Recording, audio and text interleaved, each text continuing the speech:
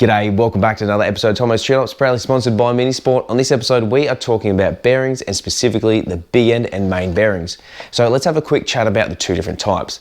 The big end bearing goes between the crankshaft and the conrod, whereas the main bearing goes between the end caps and the cylinder block and the crankshaft itself. Now it's important to make sure that you buy the right bearings to suit.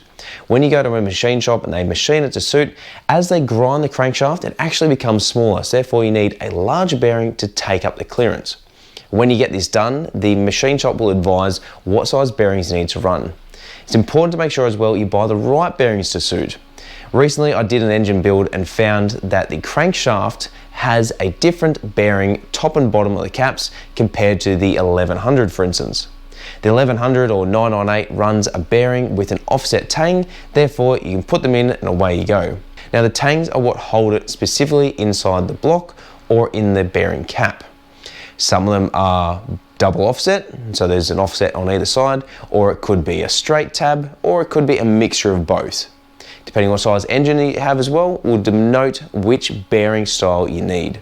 Really super easy to tell. All you need to do is remove the cap and have a look at the two bearing surfaces and see, are they offset or are they straight? If you're unsure, you can always call the guys at Minisport and they will help advise which ones you need to buy. So when you're rebuilding an engine, these are the sort of things in which you need to be checking. And as you can see behind me, there's a bunch of numbers and letters on the board behind me in which I like to write down as I'm rebuilding an engine to ensure that all the bearing clearances are correct. Checking the bearing clearance is something that really needs to be taking your time when you do, because if you get it wrong, you're only going to know when you go to start up the engine. Like I said, the bearing clearance is what's going to denote the oil pressure. So if you have low oil pressure, it could be the fact that you've got the wrong bearings inside there. This is something that you really need some professional advice to do if you are rebuilding yourself. And for the fact of probably 60 bucks of a set of bearings, if you're unsure, it's easy enough to get another set so long as you get the right size.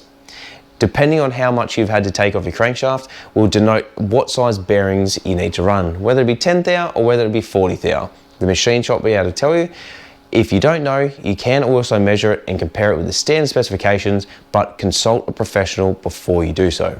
So I hope you enjoyed the episode. If you're unsure, make sure you give them a call on the phone number listed above, or alternatively check them out on their website at www.minisport.com.au.